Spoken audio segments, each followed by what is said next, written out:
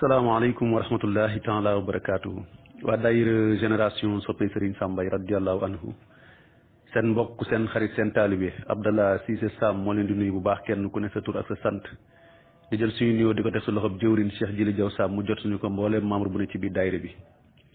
di nuyu kilifa yi ci daayira bi yëpp di ziar ñëpp sëñ Mouhamadou Lay mi ñu fekk ci bunt bi ñu ngi koy nuyu di ko ziar borom caajaay xam naa comme keroog émission bi ñu tàmbali woon waroon si ànd ak Pape Djibril Fall yàlla def mu amoon ngant à la dernière minute ba tax munuñ ko woon mujj a def xam naa sànq la ma def si ne ma bu fekkee dinañ ko mën a tàmbali tey incha allah kon ñu war a waxtaanee thème bu am solo muy jeexital bi nga xam ni ñi nekk bitim réew ñu leen di wax ay moodu danañ koy faral di am ci li nga xam ne mooy économie Sénégal waaw maanaam seen taxawaay ci développement réew mi ñoom li nga xam ne ay moodu lañ ban apport la ñuy indi ci maanaam jéem a suqali rek lépp loo xam ne dafa jëm ci développement réew mi nga xam ne ne moodu yi seen taxawaay am na solo tey dégg nañ sëñ Sam ci benn waxtaanam mu koy wax ba leen di junj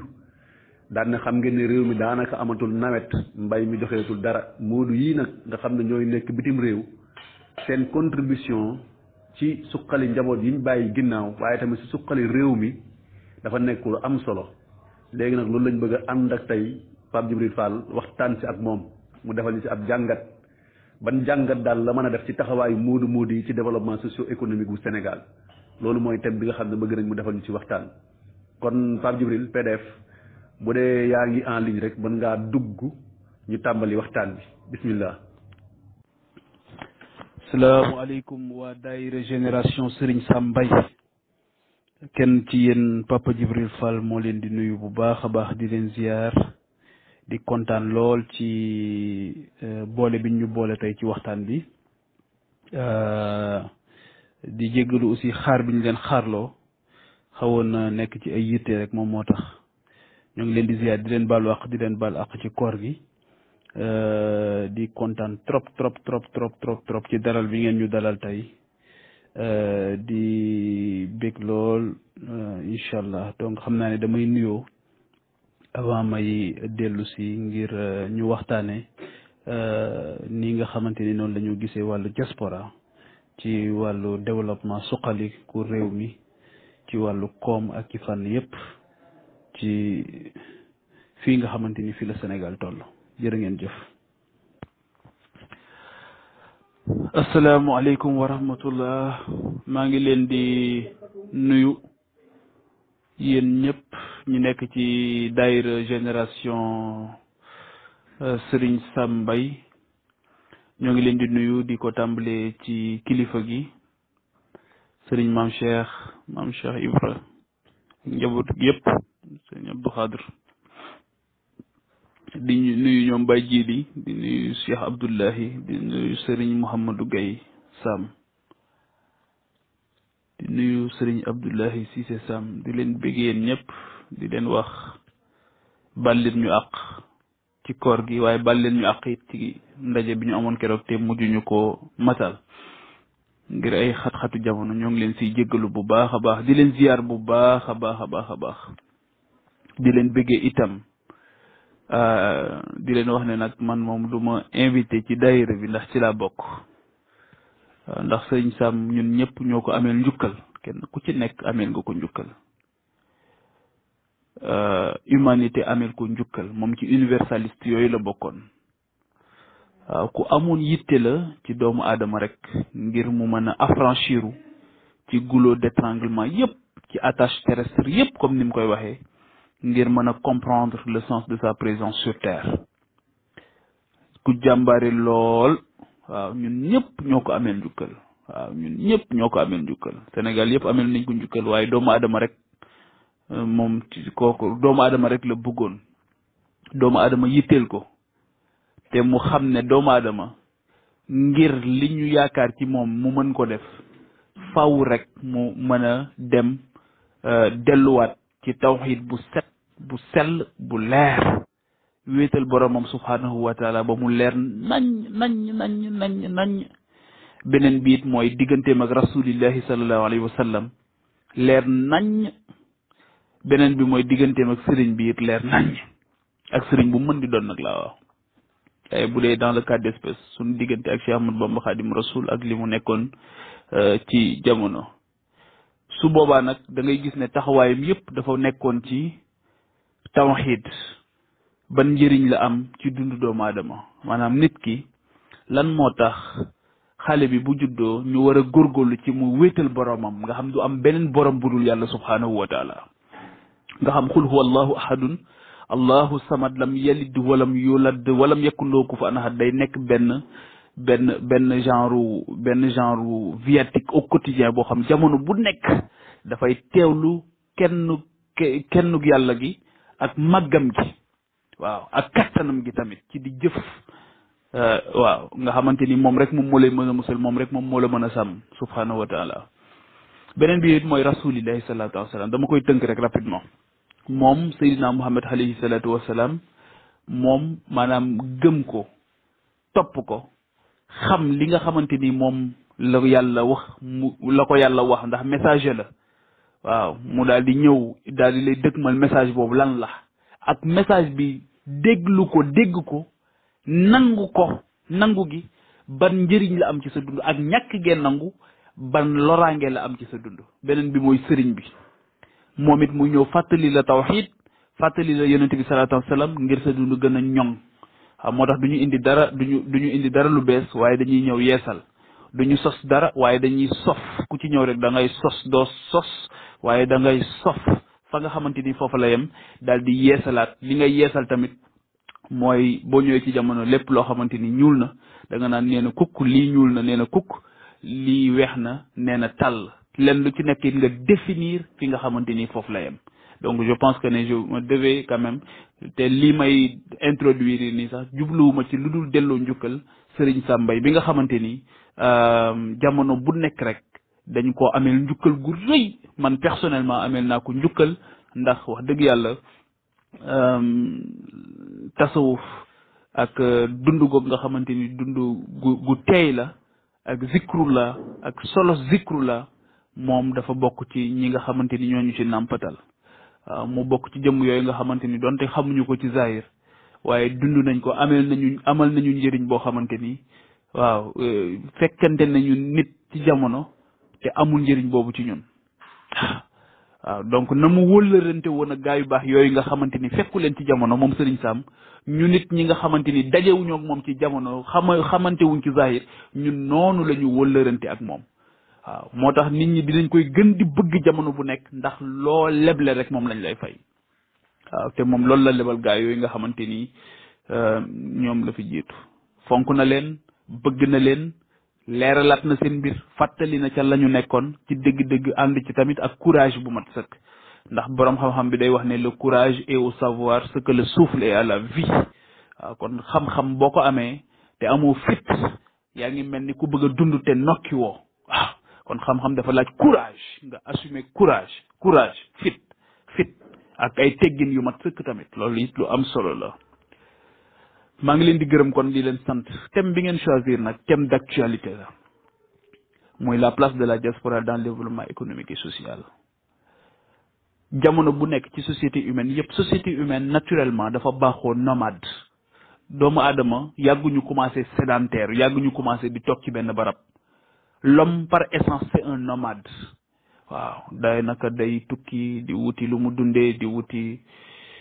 di sàmm di kii nga xamante ni évolution bi ba ñu dem ba à un moment donné ci lañ jàpp ne war nañu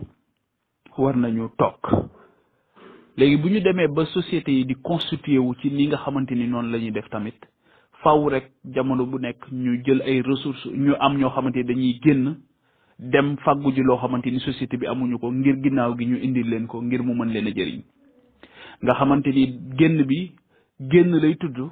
waaye day nekk loo xamante ni rek da ngay dem ngir dolle ko ngir gën a ndaxte fi mu ne amul kenn koo xamante ni tey di nga génn Sénégal dem tukki te sa yitte nekkul ci nga amaat havre de paix Sénégal nekkaat havre de paix boo xamante ni da nga fiy dellu siwaat waaye surtout leneen li nga xamante ni mooy beneen considération mooy da nga naan waaw li may gis fii nan laay def ba mu am Sénégal dama leen di wax ma ne leen man saa bu ma tukkee je suis animé par 2 sentiments. Le premier sentiment c'est un sentiment de fierté ma gis doomu aadama réussir de très grandes choses waaw nga gis doomu aadama mu réussir ay mbir yu rëy ak doomu aadama bu mën di ne sa xol day sedd ndax da ngay xam ne kii comprendre na le sens de sa présence sur terre. Au même moment donc am naa benn sentiment de fierté beneen sentiment bi may am c'est un sentiment de frustration et de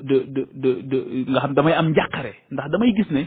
dëkk yooyu may wàcc gis ñu defar ko ba mu mucc ayib nga xam weesu nañ sax dignité humaine ña ngay toppatoo dignité animale waaw ma ne man ñii ay boobu ba tey ay nit rek laay gis ñuy dem ak dikk gisuma malaayka gisuma dara waaw lan moo tax doomu aadama moom yema bàyyi fële man fa ma jógee ñoom ils ne sont même pas capables de faire face à l'insalubrité maanaam ba tey mënuñoo fexe ba set rek ñu def ko mënuñoo fexe ba mbedd yi set mënuñoo fexe ba góorgóorlu ba duñu lor sunu morom. Donc loolu nag dafay nekk ñaari sentiment yoo xam daf may travailler léegi nag mu laaj beneen niveau beneen responsabilité mooy léegi ñun nan lañ mën a taxawee ba loolu ñu am ci sunu réew waaw loolu moo tax réew yi nga xamante ni yëpp dañoo développé ces 20 dernières années sonnuñu dañu am chance bi mooy lan mooy yow li nga bëgg a def yëpp yeneen réew yi def nañ ko ba noppi léegi yow on te demande tout simplement d'aller prendre un modèle et de venir l'acclimater chez toi da ngay jël benn modèle nga daal di koy indi sa dëkk nga daal di koy jëmmal foofu yow loolu rek lañ la sant benchmarking ngay def jël les recettes qui ont marché nga ñëw daal di koy acclimater dëppale ko ak sa réalité socioculturelle foofu tamit xam naa du fi xaj wala ci yeneen interpellation yi dinaa ko ci dugal mu nekk loo xamante ni aussi dafa mel ni dañu ci am jafe-jafe waaw lan moo tax mënuñoo jël les modèles qui ont marché feneen ñu daal di koy jël daal di koy implémenter fi nga xamante ni moom mooy sunu dëkk waaw donc réew yi nga xamante ni ñoo développé ces dernières années wax naa ko léegi jéego bi nga xamante ni réew yi nga xamante ni dañu développé ces dernières années da ngay gis ne dañoo am loo xamante ni dañ ci def taxaw seetlu bu am solo mooy dañu ne waaw ñun am na ñu génnoon ci sunu dëkk am na ñu fi génnoon dem ñoom ba ñu demee am nañ wala xam nañ suñu amul it xam nañ kon finalement ñàkkuñu dara ku ci amul alal rek am nga ci xam-xam léegi ñu ne waaw ñun est-ce que expatriés yooyu duñu leen jël indi leen nga xamante ni ñoom comprendre nañ la marche du monde comprendre nañ le rapport au temps comprendre nañ une gestion axée sur les résultats comprendre nañ nan ngay def ba sa voisin immédiat mënoo ko lor waaw waroo ko lor waaw moom liggéey na ba sonn ñëw na war na noppal kooku waroo ko lor nan la ñuy def ba mucc ci di occupation anarchique ci mbedd yi nan la ñuy def ba koñ bi nii du ma ko jël de xew fi ñetti fan yoo xamante ni damay tëgg di fecc kenn du dégg ci koñ bi nan la ñuy def à tout point de vue donc responsabilité yi gën na yaatu lool dama ñëw rek ci voisinage ndax li mu am solo te dëppoo lool ak li nga xamante ni moom la ñuy dund muy diine mooy l'islam léegi ñooñu li ñu def mooy dañoo dem jëli ñooñ muy tey ji mën naa ci citer dëkk bu mel ni Singapour bi mën naa ci citer dëkk bu mel ni Rwanda mën naa ci citer dëkk bu mel ni Éthiopie mën naa ci citer dëkk bu mel ni Kenya dëkk yooyu yëpp à un moment donné bi ñu bëggee aspirer à un développement même les pays du Maghreb nga xamante ni dëkk bu mel ni Maroc tey Hassan II bi nga xamante ni tey jii moom moo impulsé son développement il était en France il vivait en France Mohammed VI bi nga xamante ni tey jii moom moo fa nekk moom tamit il a vécu là-bas foofu la ñu jàngee foofu la ñu kii mais après dañ defuñu lu dul waajal leen ngir ñu jël xam-xam boobu yóbbu ko ci seen dëkk donc tendre cette main-là ci ñi nga xamante ni ñoom ñoo nekk à l'étranger ñoom ils n'ont pas rechigné à ça dañu dem jëli ko ba mat sëkk léegi ñooñ soo leen indee ak xam-xam boobu ñu indi wala am boobu nga organiser ko bu dee am la nga organiser ko xool noo ko ci dugale bu dee xam-xam la it nga mën a jël les meilleures ressources humaines mettre leen dans les meilleures conditions de productivité pour ñu mën a suqali sa réew à tout point de vue am na tey ji sénégalais yoo xamante ni dëkk yoo ñu nekk ci wàllu agriculture dañ ciy xarañ lool te ñun ci wàllu agriculture dañ ci bëgg a développer ñooñu tey ji ñoom ngay indi dans le cadre de la formation et dans le cadre de la mise en œuvre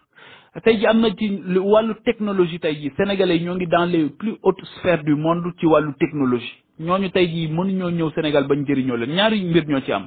benn bi mooy su ma delloo ndax dinaa am suma place foofu beneen bi mooy bon ndax du point de vue sécurité suñu dëkk yi tamit wóorul waxuma sécurité physique waaye sécurité mooy est-ce que xam-xam bi ma indi dinaa fekk cadre boo xamante dina ma ko mën a sàmmal ba ma mën ko génne expérimenter ko parce que fii aussi il y a une prédominance de la politique politicienne sur tout malheureusement tout revient à la politique. maa ngi wax ne temps yi rek dama def ñaari voyage dama dem benn voyage Maroc j'étais à Fès, à Rabat et à Casablanca et je me suis rendu compte que Fès ak Casablanca ak Rabat yëpp daje na ak ay kilifa yu bari mais koo mën di dajal vous ne parlez pas de politique vous parlez d'investissement vous parlez de numérique vous parlez de commerce vous parlez de diplomatie et surtout de diplomatie économique. Donc léegi nag bu ñu ne la place de la diaspora dans le développement économique et social donc bi ci njëkk mooy place ban place la diaspora bi war a am est-ce que waajal nañ ko place boo xamante ni daf ko war a am boobu mu koy am ndax dañ ko koy jox wala da koy jël si loolu c'est une question. xëy na dinañ si dellu si waat ci interpellation yi la diaspora il faut la cartographier il faut la connaître waaw la diaspora sénégalaise elle est où en Afrique elle est en Afrique bien sûr elle est en Europe elle est aux États-Unis en Occident carrément et en Amérique en Asie mu ngi fu ne diaspora boobu en Orient diaspora boobu il faut que nga cartographier ko d'abord xool li nga am ak li nga amut elle est de quoi est le nom de cette diaspora c'est-à-dire que nan la amee ci ban segment la ñu ne par rapport à tes objectifs de développement nga ne ñii kat dinaa ko sur le plan économique comme sur le plan social fan yii rek am na benn soxna boo xamante ni dañuy liggéey ci benn document de référence boo xamante ni ñoo ngi nekk di ci liggéey fi mu ne mais soxna si elle a vécu en France je pense même que foofu la juddoo mais elle est sénégalaise elle a fait ses armes au niveau de la Côte d'Ivoire mais neen léegi dafa bëgg a ñëw dimbali réewum Sénégal mais kooku xam-xamam moo ngi màcc ci wàllu petite enfance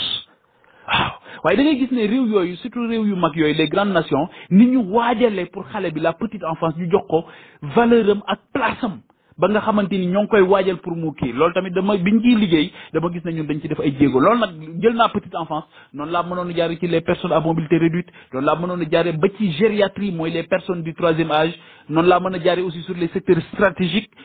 prioritaires ci les secteurs primaires secondaire tertiaire ba ci secteur bi nga xamante ni moom mooy les services moom moo ci mujj donc tey jii bari na ci loo xamante ni il est évident que nous en avons besoin maintenant la grande question mooy su fekkee ne place boobu waajaluñ leen ko est-ce que ñoom dañ koy jël ci ou pas moo am nag ay mbiraan yoo xamante ni xew na ci aujourd'hui on parle de la diaspora comme la 15e région c'est une question en réalité la 15e région oui mais où est son rôle bon dinañ la wax ne la nangam ci xaalis lañ fiy dugal at mu jot xaalis boobu nan lañ ko war a def est-ce que dañu war a def une banque de la diaspora est-ce que dañu war a def nangam est-ce que dañu war a def nangam donc ñoo ngi toujours chaque jour chaque année on répète les mêmes choses voilà la diaspora nangam la fiy dugal nan lañ ko war a def nan lañ ci war a kii donc tu vois donc pour man loolu ba tey ji indeeguñ ci une solution réelle boo xamante dinañ mën a contribuer au développement économique et social du Sénégal surtout mu permettre leen seen doom suñ juddoo foofu mën a dellu ci seen doom parce que tey ji ñu bari ñoo am foofu ay doom am nañ jafe-jafe pour dellu si leen Sénégal waaw am nañ jafe-jafe pour dellu si leen Sénégal donc loolu yëpp dafa nekk tey ji ay mbir yoo xamante ni nekk na de très grandes questions yoo xamante ni war nañ ci taxawaay boo xamante ni dinañ ci am benn orientation boo xamante ni dina mën a suqali suñu réew bu ñu nee place de la diaspora aussi dans le développement économique et social du Sénégal mooy les acteurs se cherchent en réalité parce que la diaspora en elle-même est un acteur dans ce dispositif-là bi nga xam moom moo war a concourir à un développement économique social harmonieux léegi la jeunesse est en train de se chercher tey jii dañ naan la jeunesse est plus de 70% dans notre pays mu am moins de 35 ans cette jeunesse là elle est où elle fait quoi 80% 20 ans la ñu am elle est où cette jeunesse comment est-ce qu'on la perçoit comment est-ce qu'on la voit comment est-ce qu'elle est perçue yaa ngi dégg est-ce que moo ngi jouer son véritable rôle lan moo war a nekk rôle am tey jii mag ñi nga xam dañu nekk des personnes d'expérience am expérience nu ñu leen war a def tey nan lañ leen war a jëriñoo tey jii bari na man ay borom xam-xam yu ma xam ci réew mi mais nee nañ retraité nañ Sénégal jëriñootu leen te pourtant boobu lañ leen gën a soxla mais jamono boobu dafa am feneen foo leen war a déployer ak neneen noo leen mën a jëfandikoo waaw ñi nga xamante ni amuñu intelligence su xel te yàlla suñu borom def ci intelligence loxo yi ñooñu nan lañ leen mën a jëfandikoo donc les acteurs sont en train de se chercher dañu nekk ci benn écosystème boo xamante ni tey jii li ngeen tuddee la place de la diaspora su ma neexoon ma tuddee ko la place de la jeunesse dans le développement économique et social su ma neexoon ma tuddee ko la place des femmes dans le développement économique et social su ma neexoon ma tuddee ko la place de même cette personne en situation d'handicap dans le développement économique et social ban place la ci war a am su ma neexoon tam ma ne la place de l'agriculture dans le développement économique et social quelle place pour l'agriculture quelle place pour l'élevage quelle place pour la pêche wala sax ma gën ko yaatal ma ne sax quelle place pour les métiers de la pêche les métiers de l'élevage les métiers de l'agriculture pour wax ne gën na yaatu lool donc problème mu itte la ñu am problème mu ambition la ñu am malheureusement et que aujourd'hui tant qu'on ne règle pas ça adduna bi yitte moo ko yor yitte moo koy doxal nit ki foog nga am yitte ju màgg ngir changer les choses moo tax on ne peut pas réinventer la roue li ma gëm mooy tout engagement politique comme un engagement citoyen dafa war a am un soubassement spirituel bu fort soubassement spirituel bu fort loolu lu ma gëm la loolu moo tax may wax suma xarit yi ne leen jàpp naa ne Angela Merkel bu fi nekkoon ba tey sax boo moytul guerre Ukraine beeg Russie di am ñu ne ma lu tax may leen ndax moom parti chrétien allemand la bokk dafa am lu lal engagement am dafa am ngëm moo tax 16 ans la yor Allemagne bi Syrie tojee jël na ay Syriens ba tàyyi te déggoo Allemagne coow yëngu fa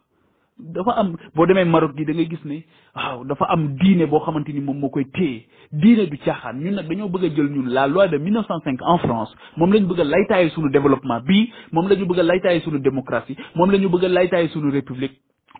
qui ne nous ressemble pas qui ne nous rassemble pas donc à partir du moment où cette république ne nous ressemble pas elle aura du mal à nous rassembler sur les véritables enjeux sur l'essentiel et c'est la difficulté majeure que nous avons moo tax il faut que ñu delloo buum ca mbooy ba xam ne nit ki il faut que bala je ne peux pas aujourd'hui man Papa Djibril Fall je ne peux pas être journaliste le jour et musulman le soir je ne peux pas être journaliste le jour et mouride le soir soit je suis mouride en temps plein soit je ne le suis pas soit je suis musulman en temps plein soit je ne le suis pas un président ne peut pas être président le jour et musulman le soir soit ñu ne oui la république n'admet pas ça quelle république donc loolu daal bokk na ci yi nga xamante ni jàpp naa ne c'est bien de parler de développement il faut définir le développement commence par un soubassement immatériel et ce soubassement matériel là c'est le développement du capital humain boobu dafa war a am laytaay mooy ngëm man dama bokk ci ñi jàpp ne ngëm dafa am njëriñ Joe Biden keroog bi muy waatul dara lu dul ci biibulu maamam la waate ngëm dafa am solo waaye ñun fi mu ne nii kenn xamul lu ñu doon du ñu yàpp du ñu jën donc cette hybridation là n'arrange pas les choses n'arrange pas du tout les choses maa ngi leen di gërëm bu baax di leen sant xam naa ne on aura l'occasion inchallah de revenir en profondeur su fekkee ne am na ay questions wala des suggestions ñu dellu si at ci jërë ngeen jëf. waaw macha allah jërëjëf Pape Djibril ci intervention yu am solo yooyu ñaari vocal la waaye mu tënk lu bare développé ci lu am solo macha allah xam naa pour bañ a guddal damay man commencer sama intervention par peut-être une ou deux questions bi ci njëkk mooy gis na ni jamono yi ñu weesu nii def nga ay voyages yu bari à l'étranger ma bëggoon xam nag yow ban jàngat nga mën a def ci taxawaayu sénégalais yi nga xam ne gis nga leen étranger est-ce que am nañ fa développé nañ fa ay industries yu am solo yoo xam ne sénégalais yi ñoo fa nekk wala ndax luñ fay dundee tamit bëggoon naa nga ñëw ci parce que yaa ngi wax léegi di wax du bari say discours da ciy feeñ ay valeurs ma gis ni Sénégal fii souvent bu ñuy wax gule yi nga doon wax sànq nga xam ne moo étranglé le Sénégal daf ci bokk dañuy wax effritement des valeurs wala délitement des valeurs maanaam valeurs yi dafa manqué ñu gis ni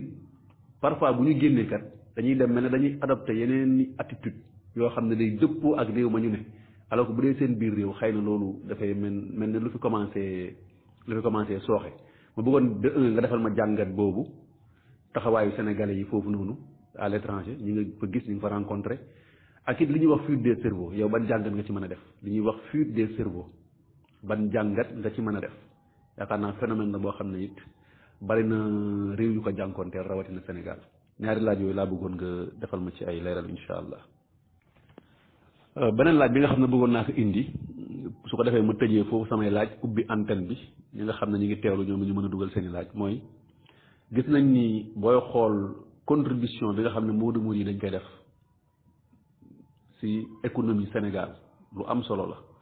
am na ay xayma yu am solo yu ñu ci def yoo xam ne nee nañ sax moo ëpp li ñuy tuddee aide publique au développement maanaam ay programme de coopération bilatérale yeeg multilatérale yeeg yeneen ONG yi nga xam ne dañuy ñëw ne dañuy dimbali Sénégal dañu fiy dugal ci ay milliards alal ju bari la waaye nee nañ moodu yi transfert yi ñuy def transfert de fonds yi ñuy def boo ko évaluer par at ëpp na fuuf li nga xam ne mooy aide publique au développement mais souvent damay gis ni ñoom aussi pour ñu investir ci réew mi lu jafe la ñu ci bari xëy na dinañ am volonté bi mais est-ce que suñu réew offrir na leen tamit ay opportunités yoo xam ne tey buñ bëggee investir ñu yombalal leen ko loolu it bëggoon naa nga defal ñu ci ab jàngat dina bëri ay moodu tey yu nekk bitim réew am yéene lool investir Sénégal mais souvent day bëri ay lourdeur léeg-léeg aussi li ma doon wax ci effritement des valeurs yi nga xam ne moo am di nga gis nit koo xam ne day dajale xaalisam bu bari ñëw jox ay mbokkam mu lekk ba tax na ñu ci bari tey bu ñu amoon volonté investir yi dañuy xaw a ragal ñu ci bari ci secteurs yi ñuy investir mën naa wax ne c'est des secteurs yoo xam ne c'est des secteurs certes productifs mais c'est pas des secteurs pourvoyeurs d'emploi ñu bari tey pour sécuriser seen am-am dañuy investir dans l'immobilier parce que xam nañ ne immobilier rek nga mën a investir souvent pour mën ci génn mais immobilier xam nañ ne aussi li muy c'est pas un secteur créateur ou bien pourvoyeur d'emploi loolu it bëggoon naa nga defal ma ci sam ay jàngat su ko defee man ma tëj samay laaj foofu ubbi antenne bi yeneen jëwriñ ñi mën a dugg insha allah jërëjëf. asalaamaaleykum maa ngi leen di nuyuwaat déglu naa réaction yi par rapport ak contribution bi nga xamante ni moom la ñu def di gërëmaat ñëpp di santaat ñëpp di ñaanaat sunu borom subhanahu wa taala mu dolli ñu taxaw dolli ñu sutura dolli ñu itte bu baax a baax ci li nga xamante ni moom la ñu bëgg suñu diggante ak sunu borom muy ngërëmam ak li nga xamante ni moom la ñu bëgg suñu diggante ak sunu réew mooy tawféex bi ñu bëggal Sénégal yépp muy mieux-être quitter définitivement le mal-être li nga xamante ni mooy xaw a lëmbe réew mi souvent jamono ji rek gis ngeen ne débat bi def rage ci réew mi mooy soxna sos tudd astu soxna fële ca Louga doon am doom te jaare fa wuy ji sunu borom ndax rek ñàkk taxaw ñàkk njàmbaar te loolu fi mu ne nii ñu nekk bitim réew mën nañ ko seede ci panel bi ñu nekk bitim réew mën nañ ko seede ci panel bi daanaka di am doom di wuy ji yàlla di wuy ji sunu borom loolu daanaka léegi ça appartient à une autre époque te loolu ba tey moo ngi am ci sunu biir réew donc loolu tamit nekk beneen jàngat boo xamante ni war nañ ko def li waral di laajte rek lu tax ba ñu mutualiser les efforts ba pare ngir régler la question de la santé pourquoi la santé reste ce grand corps malade encore au Sénégal alors qu'on avait mutualisé tous les efforts pour faire face à cette grande problématique mooy la question de la santé nga xam pour nga am un capital humain de qualité il faut que nit ñi wér d'abord wér lu mënta ñàkk la donc loolu moo tax ñaar ñi ñoo war a seq santé boobu nag santé spirituelle bi ak santé corporelle bi ñi nga xamante ni seen xam-xam dañoo jàngi médecine ñooñu ñu am solo la ñu war a nekk lu ñu war a taxaw la ñu war a nekk waaye ñi nga xamante ni tamit ñooy tarbiya di tarxiya di wax ak xel di wax ak xol di wax ak ruu ñoom tamit mënuñoo ñàkk ci société donc ku mel ni sëñ Samba ci docteur yooyu la bokkoon docteur spirituel yooyu la bokkoon pour tontu laaju Serigne Abdoulaye Cissé bi ma voyagé j'ai rencontré des Sénégalais des étudiants des Sénégalais qui travaillent pour des industries pour des entreprises des fabriques des industries de ces pays d'accueil wala soit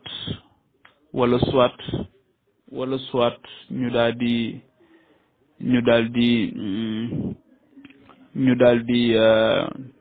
nekk di taxawal ay entreprise loolu nag li ma ko gis néew na waaye gis naa ay sénégalais ndax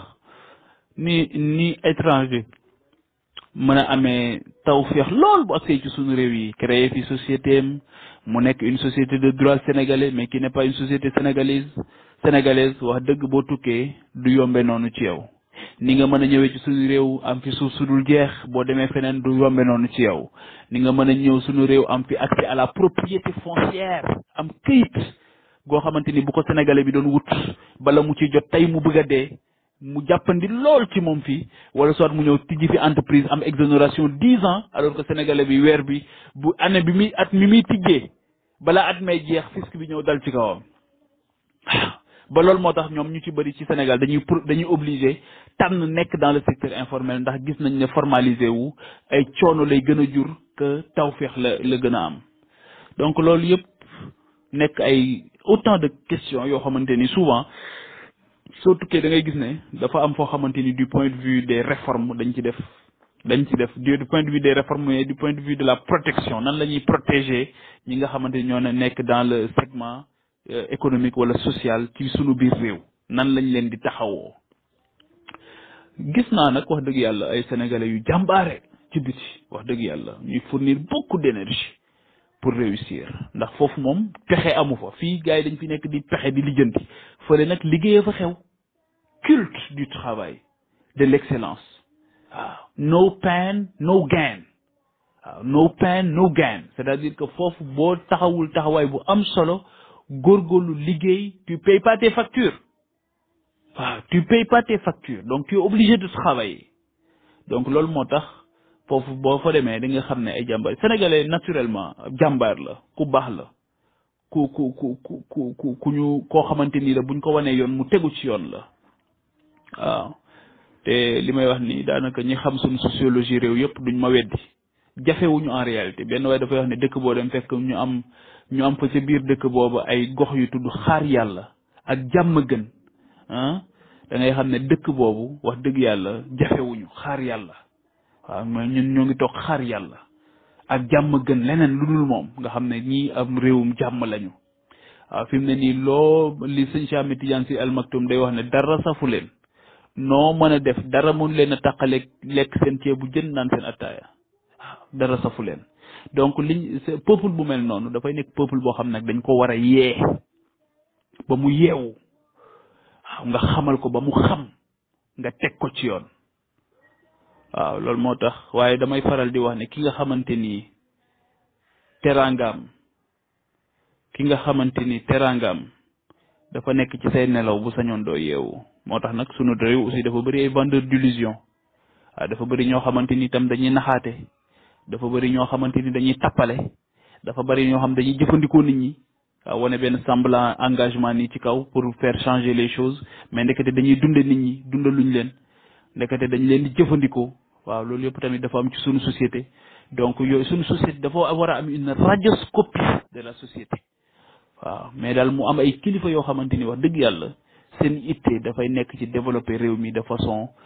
exemplaire donc répondre naa beneen question bi subsidiaire mooy nan la ñuy def ñoom ba bu ñu nekkee feneen respecter les lois et règlements mais foofu di nga respecter les lois et règlements parce que ñi la koy sant dañ koy respecter fii li tax doo ko respecter mooy li suñ borom sax dafa yaatu suñ borom da ne mere naa ñi nga xam li ñuy digle duñ ko def fii da nga fi fekk ñoo xamante ni liñ lay digal ñoom ñoo koy transcender yow ñoom foofu ngay fekk foofu ñooñ di la tere corruption ñoo la gën a corrompu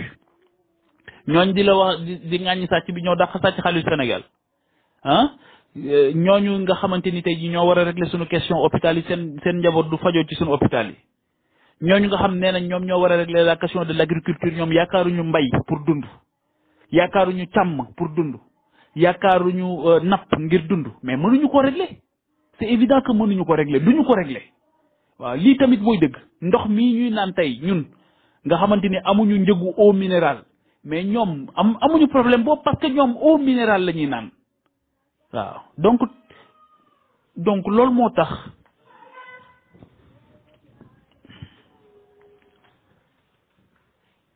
donc loolu moo tax on aura du mal à régler ces questions fondamentales fondatrices mais li may wax toujours je reviens au fondement ak schéma bu ñu mën ni am ak alchimie boo mën di nekk fut-il alchimiste tant qu'on n'aura pas réglé ces questions fondamentales fondatrices du projet de société que nous voulons dañuy sonn rek waaye duñu ci génn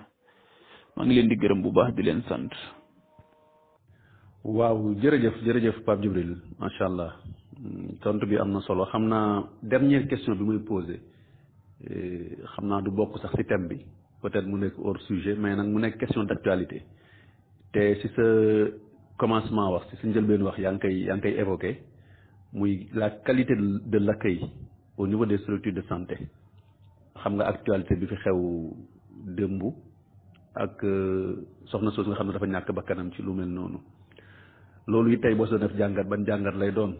la qualité de l'accueil dans nos structures de santé loolu it bëggoon naa nga def si ab taxaw seetlu bu ko defee bu fekkee amatul yeneen laaj rek ñu tëj waxtaan bi foofu incha allah waa kay jërëjëf merci beaucoup. bisimilah asalaamaaleykum wa rahmatullahi taala wa barakaatu yéen waa daayira génération sopp Sëriñ Sam Mbaye radiyallahu taala anhu ñoo ngi leen nuyuwaat baax a baax te di leen siyaara yéen jox seen wàccuwaay baax a baax ñu leen di ñaanal tey sàkku ñaan yoo xam ne dañoo xawoon a jàpp rek moo tax ñu yéex a dugg si waat ñu ngi nuyu baax a baax sëñ Pape Djibril Fall ñu ngi koy sant bu baax di ko jaajëfal di ko siyaara di ko ñaanal baax a baax tey sàkkuwaat si moom ñaan wax dëgg yàlla waxtaan bi am na solo te it kawe na surtout introduction bi nga indi waaw ci Sëriñ Sam ak tawxiid ak njàngaleem ak li nga xam ne def na ko ci société bi wax dëgg yàlla sedd na xol lool te it li may waxoon sama stat rek ni safoo Sëriñ Sam Mbaye bu mag na yaakaar naa ni li koy firndee rek mooy kàddu yi nii kon nag ñu ngi lay sant di la jaajëfal baax a baax di jaar suñu bànn mi sàmm la te aar la te barkeel xam-xam bi barkeel njaboot gi ci barke Sëriñ Sam barke weeru koor bi wax dëgg yàlla sa taxawaay rafet na ci société bi rafet na tamit ndax yéen a ngi maanaam jàjjoor xale yi ci ñu dem gëstu ci ñu dem jàng ci ñu gëm seen bopp nekk ay patriote gëm seen réew gëm seen diine gëm seen valeur à chaque fois loolu dañ koy dégg say kàddu ba nekk missionnaire nag ndax suñ borom moom mooy bind jàmm mooy tànn yàlla suñu borom dafa la cat te mosal la ci ndog-ndog ci barke xasida yi ngi sant baax sëñ Abdoulaye Cissé Sam wax dëgg yàlla ci taxawaayam ci yitteem ci passeefam l'infatigable waaw sëñ Abdoulaye wax dëgg yàlla mention spéciale ndax gis nañ sa taxawaay ci weeru koor bi ak ci lu dul weeru koor bi sax ci émission yi nga xam ne dañ koy amal fii ci daayira bi kon nag ñu lay sant bu baax a baax kii nii tamit Seydina Aliou Ndiaye mi fi doon dem waxtaan fa ne li ma wax ne sànq ci ngoon dama xawoon a am tuuti gàllankoor rek waaw soj mi xawoon a tëral daanaka pour mën a bokkal lay xaw a jafe waaye daal ñu fi doon dem waxtaan ñëpp dañuy leen sant leen gërëm di leen jaajëfal baax a baax a baax suñ Pape Djibril yow jël lay beral cant rek di la jaajëfal sa disponibilité ak li nga wax ni daayira bi moom ci nga bokk wax dëgg fa yàlla tubaarkàlla li koy firnde rek mooy bii mooy sa ñaari fa ma ñetti yoon bi ñëw nga def ñu waxtaan yu mel nii kon nag loolu yaakaar naa ni macha allah firnde la ci ni ci mbooloo mi nga bokk. xam naa sama participation ci thème bi du sori ci lu jëm ci développement maanaam Sénégal ndax ma leen ko tënkaloon ndax amaana immigré yi moom seen i yéene ak seen yéene lépp mooy dellu si waat Sénégal développé Sénégal ndax ci histoire tubaab yi xëy seen dëkk yi développé am na réew yi ci Europe tey